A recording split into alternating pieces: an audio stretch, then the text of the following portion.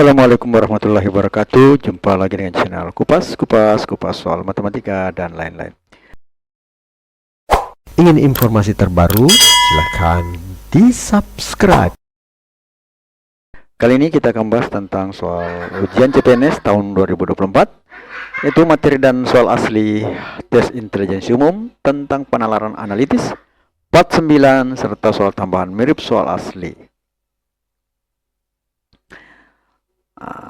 Ini adalah yang biasa, teorinya bisa langsung kita tinggalkan ya. Bagi yang belum baca ya bisa membacanya.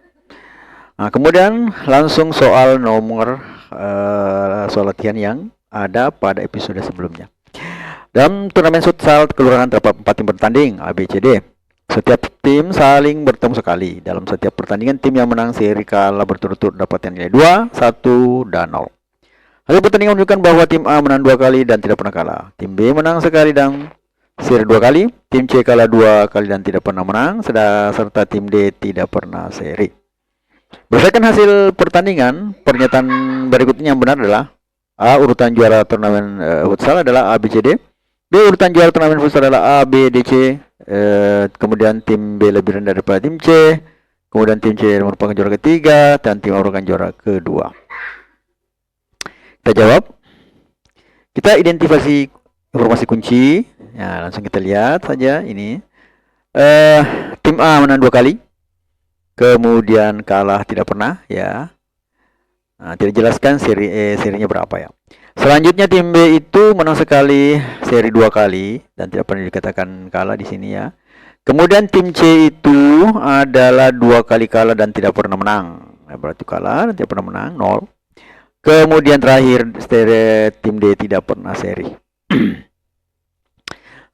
Dari informasi ini kita sekarang gunakan logika ya. Tim A 2 kali menang, tidak jelas serinya berapa dan kalah tidak pernah. Maka di sini adalah serinya itu adalah 1. Kenapa 1? Karena jumlah pertandingan yang harus dia lakukan adalah 3. Maka di sini adalah 1. Kemudian tim B 1 kali menang 2 kali seri, maka dia juga tidak pernah kalah ya. Jadi tidak pernah kalah karena dia sudah 3 pertandingan. Kemudian tim C tidak pernah tidak pernah menang dan tidak pernah kalah 2 kali dan tidak pernah menang. Maka ini karena dia harus 3 kali bertanding, maka di sini pasti dia seri sekali. Kemudian tim D tidak pernah seri, maka dia bisa menang 1 kali dan kalah 2 kali. Kita lihat bahwa karena bisa ini kan menang 2 kali, 1 kali seri, maka dia serinya bersama dengan ini ya, tim C ya. Kemudian tim C-nya ini 1 kali seri dengan B, kemudian ini tim A-nya 1 kali seri dengan B ya, jadi sama-samanya 2. Selanjutnya juara ini adalah 4 kali pertandingan. Di sini 2-1. Maka kan harusnya 4 kali bertanding ya. Ini kayak ini serinya 2 kali, berarti B seri dengan A, kemudian B seri dengan C. Jadi nilainya ada 4 kali 1, 2, 3, 4. Nah di sini ada 3, maka kurang 1 berarti di sini dia pasti menang 1 kali, itu D. Kemudian di sini kalahnya ini 0-0, di sini 2 berarti otomatis di sini harus 2 yang kalah ya. Ya, kalahnya harus 2.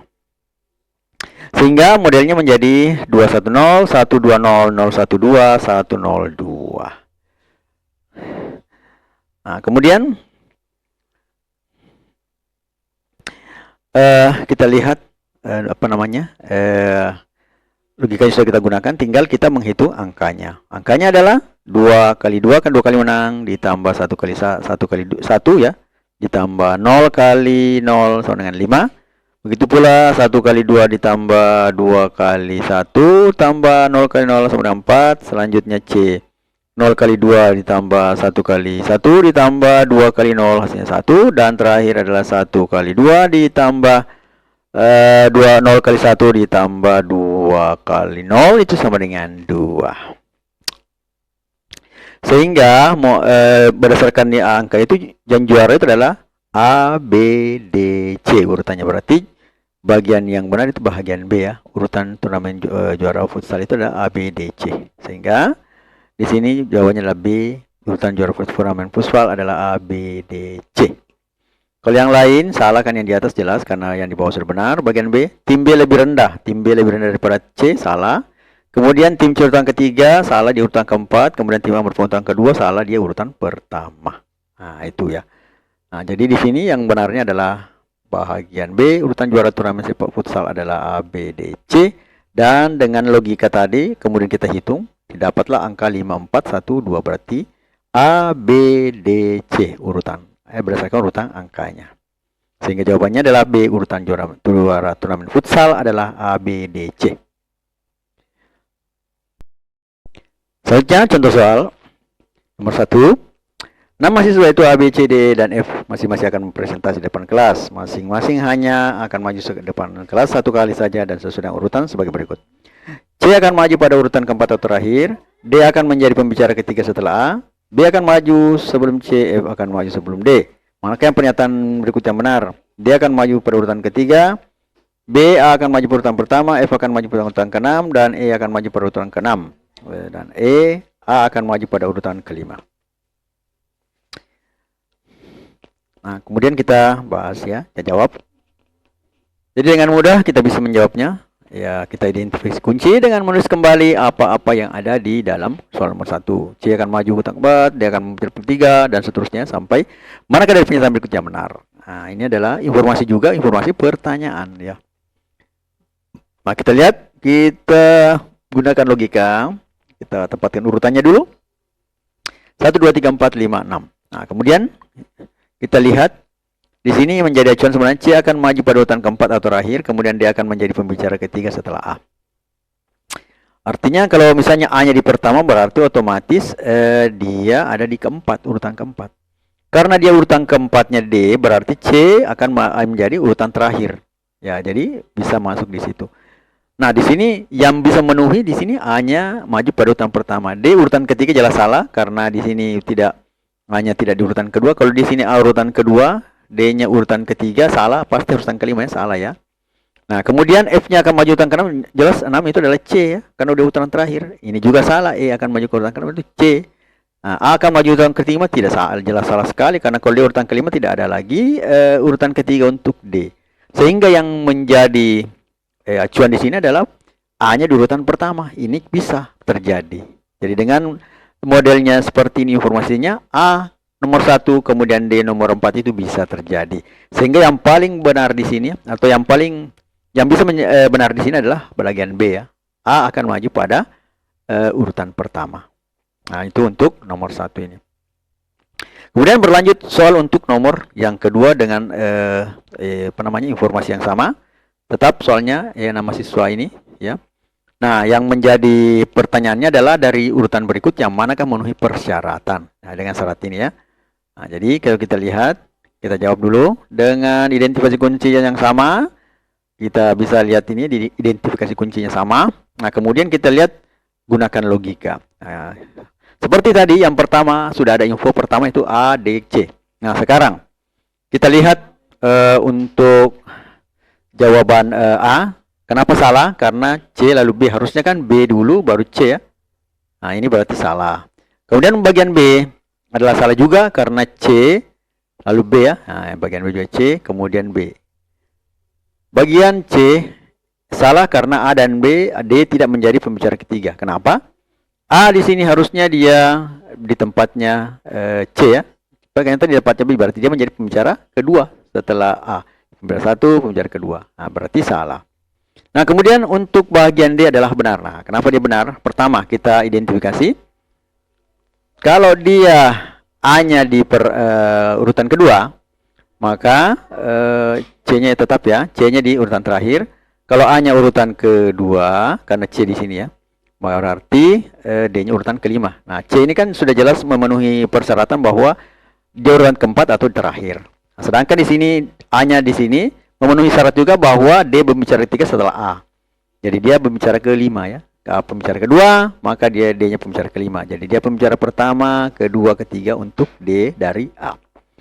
Selanjutnya, untuk yang lain, misalnya F maju sebelum D ya. F maju sebelum D, benar. F-nya maju ketiga, D-nya kelima. Kemudian B maju sebelum C.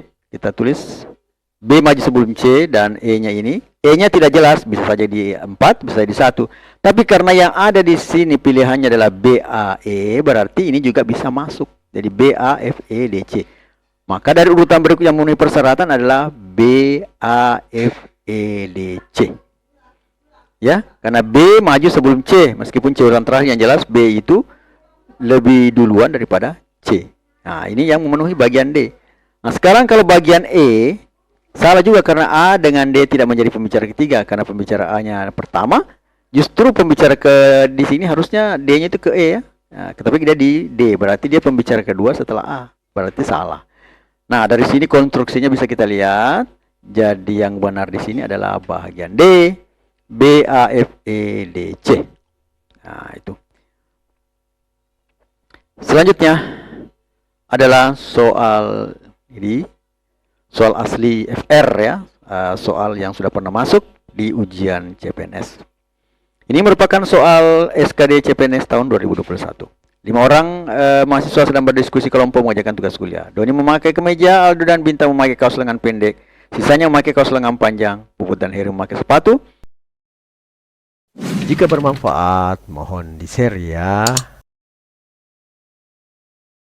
Aldo memakai sepatu sandal, kemudian sisanya memakai sandal. Doni dan Aldo tidak berkacamata, sedang yang lainnya berkacamata. Pertanyaannya adalah siapakah mahasiswa yang berkacamata, memakai kaos lengan pendek dan bersandal? A. Aldo, B. Bintang, C. Puput, D. Heri, atau E-nya Doni. Nah, kita bisa jawab. Kita identifikasi kunci dulu. Kita informasinya apa?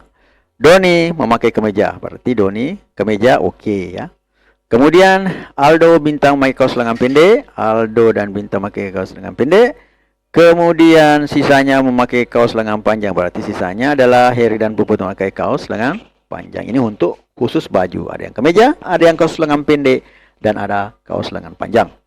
Nah, kemudian selanjutnya adalah Puput dan Heri memakai sepatu. Berarti Puput dan Heri memakai sepatu. Selanjutnya Aldo memakai sepatu sandal, Aldo memakai sepatu sandal, dan yang lainnya memakai sandal. Ya. Berarti yang memakai sandal itu adalah Bintang dan Doni. Nah, di sini sepatu Heri, kemudian di sini sepatu sandal, maka ini adalah yang lainnya memakai sandal. Sisanya memakai sandal. Selanjutnya adalah Doni dan Aldo tidak berkacamata. Berarti kita tidak tanda Aldo dan Doni. Yang lainnya adalah memakai kacamata, berarti yang memakai kacamata itu adalah Bintang, Heri, dan Puput. Nah, dari sini kita bisa langsung pertanyaannya, siapakah mahasiswa yang berkacamata, memakai kaos lengan pendek dan bersandal? Kita lingkari yang berkacamata. Ya, kita dengan menggunakan logika, yang berkacamata ini. Kemudian yang memakai kaos lengan pendek dan bersandal adalah Bintang ya. Ketiga syaratnya terpenuhi. Maka jawaban yang benar adalah bagian B, Bintang ya. Selanjutnya, ini adalah soal latihan yang akan menjadi akan kita dapat jawabannya di episode 10 mendatang. Jadi kita baca. Seleksi awal untuk oposisi pegawai Bank Indonesia pada 1 Januari 2016 menetapkan syarat pelamar adalah sarjana dan umurnya di bawah 26 tahun. Sarjana B lahir tahun 1989 dan umur C lebih muda 1 tahun dari B. Sarjana D lebih muda dari C dan diwisuda 2013 tepat waktu. Sarjana E umurnya 6 bulan lebih muda dari D. Sarjana A meraih gelar diploma pada tahun 2012, setahun sebelum wisuda sarjana. Berdasarkan informasi di atas, pelamar yang pasti lolos seleksi awal adalah A dan D, B, A dan E, C, B dan C, A, D, A, D dan E, kemudian E, A, B dan E. Jadi ini jawabannya ada pada part 10 mendatang. Kemudian kita masuk ke pepatah atau nasihat. Ingin informasi terbaru? Silakan di-subscribe. Yang membuat kita terus bersemangat untuk mengikuti ujian CPNS tahun 2024. Hal yang sering membutuhkan lebih banyak keberanian adalah untuk berani melakukan yang benar daripada takut berbuat salah. No name. Semoga apa yang saya terangkan di video ini bisa menjadi informasi atau pembelajaran sebagai bahan untuk menuju ujian CPNS tahun 2024 dan semoga berhasil mencapai cita-cita. Matematika Queen of Science. Assalamualaikum warahmatullahi wabarakatuh.